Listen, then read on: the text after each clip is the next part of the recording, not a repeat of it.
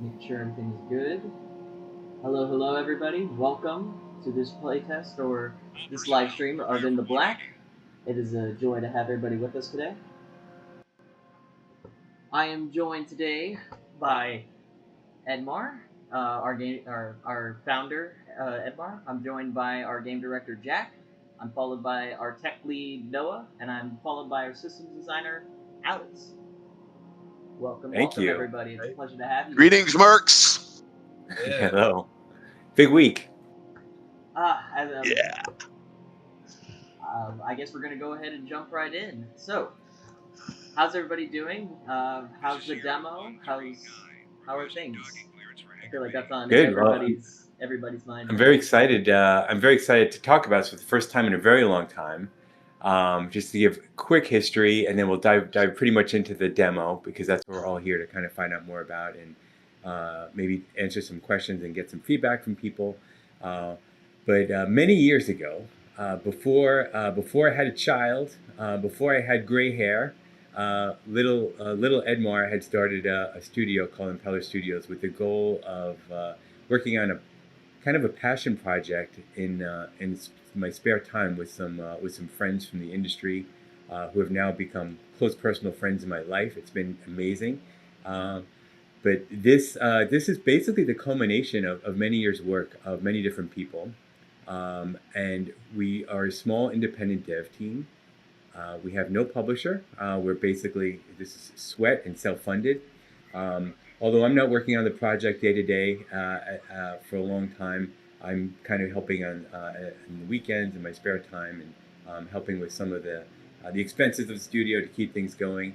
The real workers of In the Black are actually the people who are with us today represent most of them. We have a couple more who aren't here, but obviously Jack from Crisis and Mech Warrior 2 fame and Far Cry.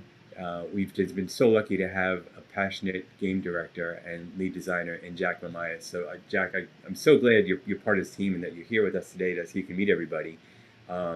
You and I, I started the studio a little bit before we met, but once we met, things just really clicked really quickly for what this game was going to be, and it definitely evolved a little bit over the years. From my original idea, which is basically just at the time, actually, just for some quick history, this was like about 13 or 14 years ago. There were no space games available on Steam, which just seems crazy, right? Especially today, but that's no lie. There was absolutely zero. And I know this because I was a big fan of those original space games like X-Wing, like Wing Commander, Elite Dangerous. And for a long time, those games actually just disappeared all of a sudden. They just were gone. And I think the developers and the community kind of gravitated more towards first-person shooters. So there was a point in the history of gaming where there was really no game to play that was active. So that was how this idea kind of game became born, to do a space combat shooter in that kind of vein.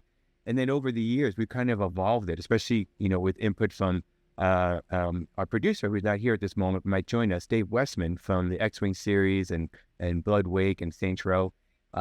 He's been pretty instrumental about helping guide the science part of this game, and that's kind of where we evolved as our unique selling point as being a core pillar, or having a core pillar of realism.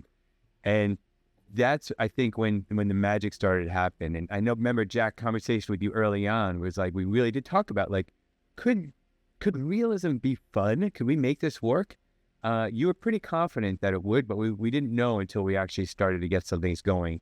And thanks to people like Noah and other folks on our team, we were able to do some early tests. We were on a different engine in the beginning, but Jack, pretty early on, we saw that there was something there, right?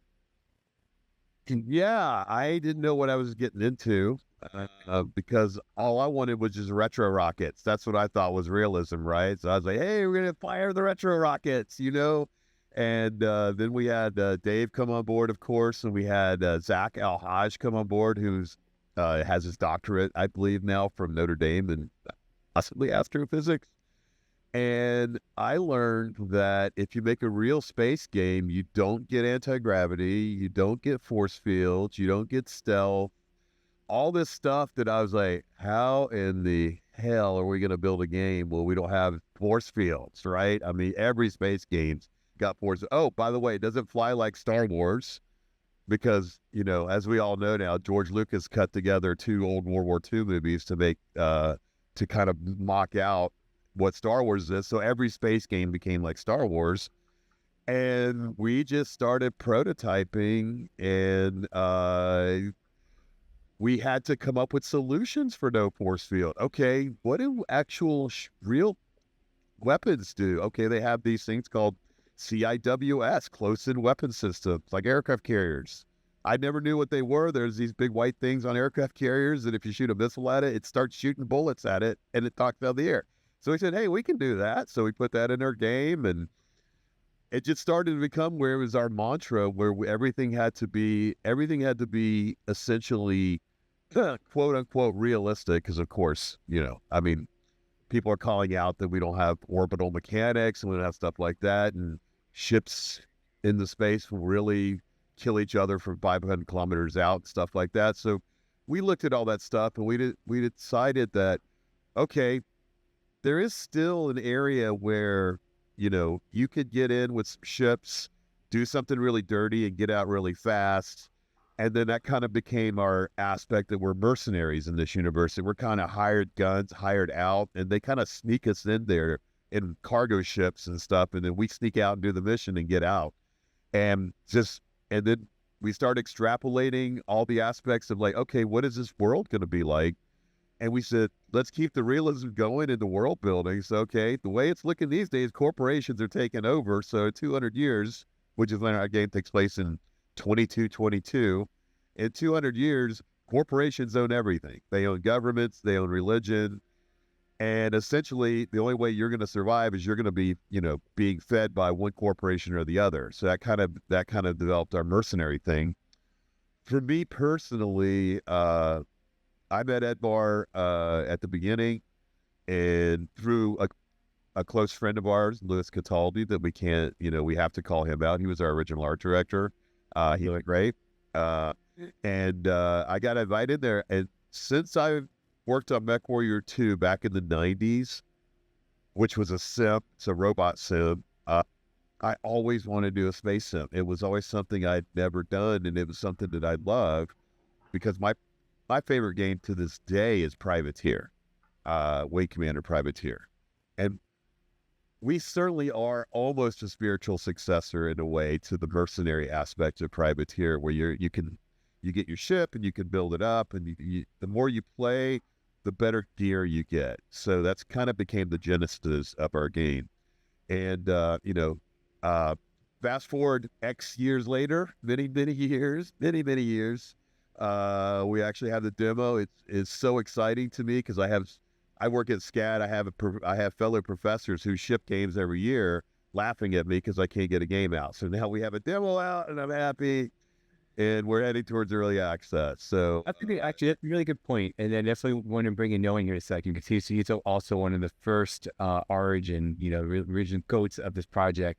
But, you know, that's a question we should talk about right away, is why has it taken this long for us to put a game like this out? And there's a couple of really good reasons. One is that this has always been a passion project. I started the studio when I was at THQ, just as something to work in our spare time. And it's never been a full-time job for me. It's always been something just at nights, on the weekends. And that's by and large what it has been for most of the team leads, especially like Jack and Dave Westman. We've had other developers able to jump in and jump off. It's been a great ground and studio for emerging developers to try to practice and get some experience, and work with some heavyweights like Jack and Dave in terms of mentoring. And I think that's been super helpful.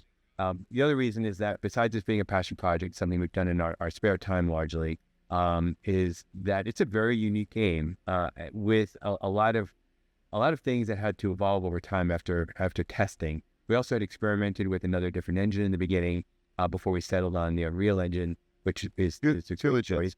Yeah, we started with USK, then we moved to Stingray, then we moved to Unreal 4, which we're currently in. So we're on Unreal 4 now. It's worked. That's worked out great. We've been on Unreal 4 for a while. Big fans of Epic. Yeah, so I think, and then part of it is like, we try to do a Kickstarter that would help to jumpstart the game in a big way. Our first Kickstarter didn't meet the goal, so we basically just put much more sweat and passion and just our own time and money into it. Did another Kickstarter, lowered the goal, and met that. And that game was we delivered what we promised to the backers, but we didn't feel like it was really ready enough for a commercial release. It just didn't have enough content. And just wasn't compelling enough.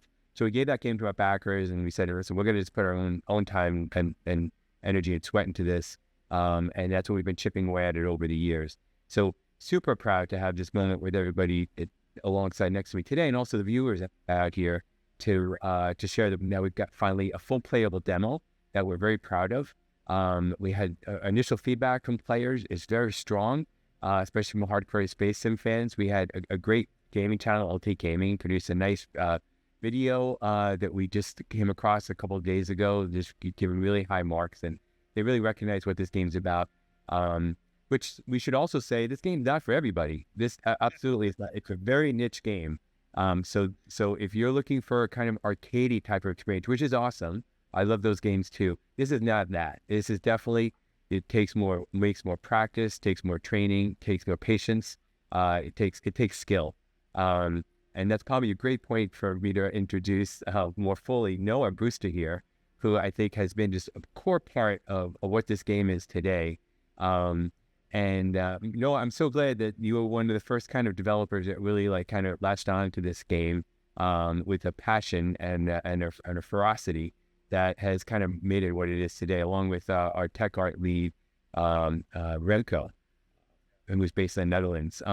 So Noah, so first of all, thank you so much for putting everything into Noah's thumbprints all over this demo. But what excited you about this game, and what brought you on? Yeah, so like you said, this was like I've been here for a long time. Took a break, shipped the game in the meantime, came back. So this was a great project to cut my teeth on. I've always been a fan of sci-fi, space, and I guess the simulating physical systems, and that I'm early on in the project, moving from Stingray to Unreal 4. I was more of a UI focused developer, and then as my responsibilities increased, kind of look over the programming aspect of the game. And it's been fun. It's been fun building all the ship systems, trying to get them all to work together, realizing that we're doing too much in some areas and we need to dial things back. And that's been a major process recently is do we need to fully simulate things at the level that we were at? And the answer to that is not always yes. We can approximate and abstract a little bit and make fun gameplay while maintaining some the realism side of things. And yeah, I think it's starting to really come together, and the combat feels good. There are definitely things to improve, and there always will be with a game as complex as this and as customizable as this. And I look forward to helping implement those changes and listen to the community feedback and make the experience as good as we can. That's awesome. I think that's, it's a good point to bring up. In that a couple of things you mentioned that I think are really important. One is that it's always a balance for fun, right?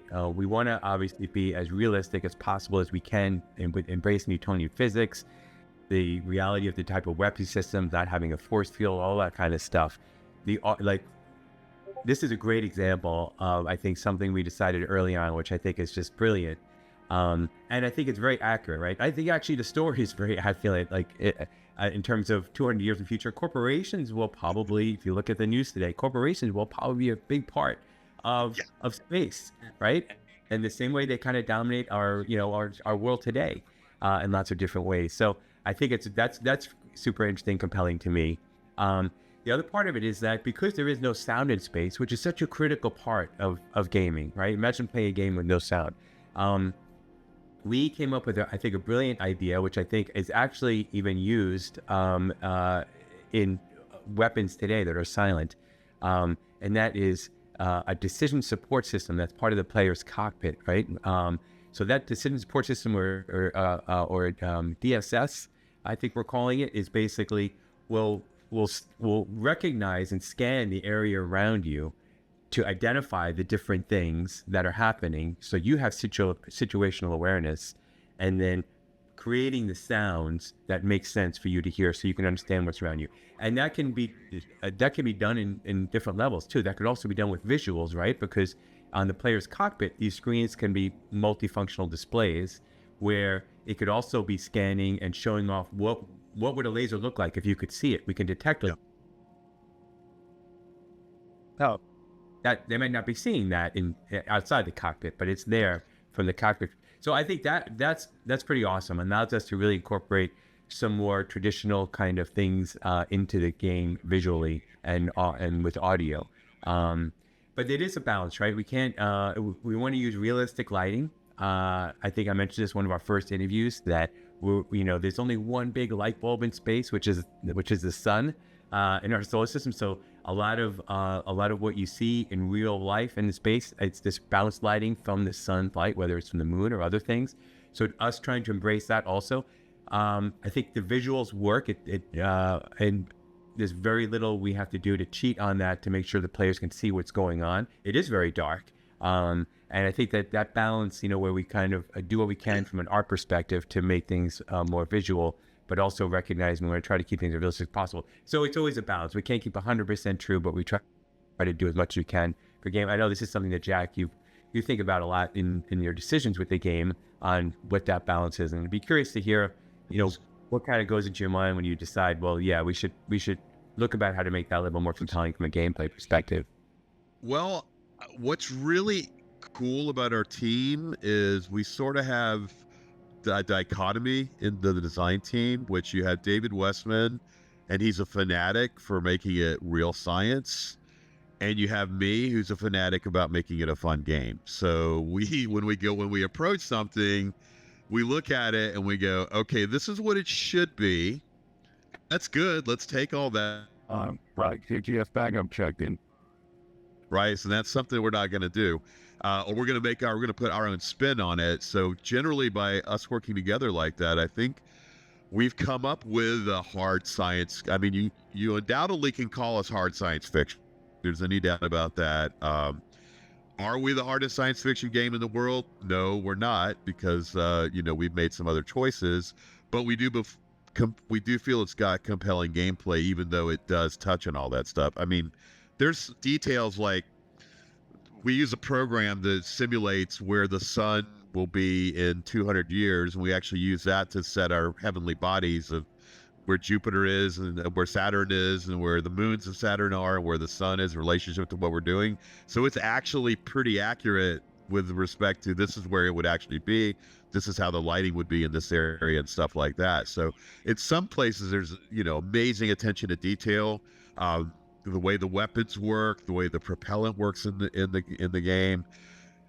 And a lot of people would see that and they would go, why would you bother putting propellant in a game? And we do that because that's how it would work. The ships all have onboard nuclear reactors that power their systems, and it can make the ship go kind of slow if it, spits out reaction mass out the back. But in order to make the ships go really fast, you have to light a rocket, and rockets take fuel. So, and I believe our fuel is water in the game, H2O, and that's what it burns, and or hydrogen. I'm sure Dave would come correct me. So that's where, I wish he was here today, because he would say, no, it's actually the hydrogen burning. Cares. Something burning makes us go fast when we push a button and we go blow things up. So that's kind of what I like. But yeah, there's a lot of detail, a lot of stuff. The way we do our ships, generally everything that's in the game, we bounce to Zach Al-Haj, and like for instance, we just brought on a VFX guy, Ryad, who's doing a great job, and we were like, okay, we need these thrusters on the ships. What color can they be? And Ryad's like, they would be this color. They would be a little purple, and they would have some, and it would phase out, stuff like that. And we go as close as we can into the detail, because we do believe that is our core, is to have it, what would it actually feel like to be flying with these ships in space? That's a good point. All right. And I know, Jack, you actually have a hard stop, right? I think in a few minutes. Yeah, I got 7 minutes, and I've got to run out. Sadly, I want to stay, and I'm gonna try to watch this from our map. But big thanks to Al for actually helping me all together. Al recently joined the team, as really helpful in the production, as far as I can see. Very, very helpful. Kind of this is an important time when everything kind of comes together. As we our two Als, we got two Als in here. We did have good. Which brings us to the other Al. So Alex, it has been also awesome to have you recently join the project. Alex is one of the developers who has not been on since the beginning. And what's so great about that is having fresh eyes on the project. We've been in it for so long, years, decade. So having fresh eyes is super helpful. But also, Alex, you're just very good. You've come in immediately and helped really organize some of the way we're thinking about things from a systems perspective. And tell me about tell me about a little bit about your background, and tell me about what the reason you jumped in on the game is. Muted. Yeah, I originally jumped on the game, maybe it was a while ago. I can't even remember, but I was the primary person to push for moving from Stingray to Unreal Engine 4, just for ease of the artists, and then also for tech as well. And then that's actually why I came back. I was playing another game that had a lot of bugs, and I found out online that it, I guess, uses Stingray, even though it's a deprecated engine. And that's when I thought of the Impeller Studios guys, and I said, wow, that was a really cool game. And since I had worked on that, I had held a few positions as a simulation engineer at a couple of startups, and then also like a self-driving company where I did LiDAR simulation. So that's really what I'm trying to bring to this project, is taking hard science and simulation knowledge and my indie game dev knowledge and really tying that all together so that we have game mechanics that make sense, that feel good to the player, but also have real like computer vision and physics elements to them that make sense to the player and are intuitive. Doing a great job too. Yeah, Alex, he's a great part of the team and really has been helpful. In we have two Discord servers we run. We have a Discord server for the players, which is discord.gg/intheblack. Then we have another Discord server for the internal team members.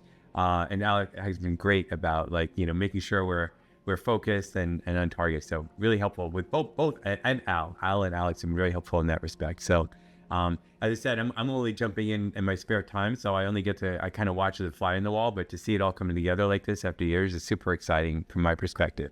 Now we should kind of shift. Now people kind of know the people who are here with us. Not everybody's here on the team, but now that we've introduced ourselves and some of the core reasons why we made the game and kind of where we're at, let's talk about the demo and early access, because I think that's what probably the people are Hi, Jack. That's what I think people are most excited to find out about.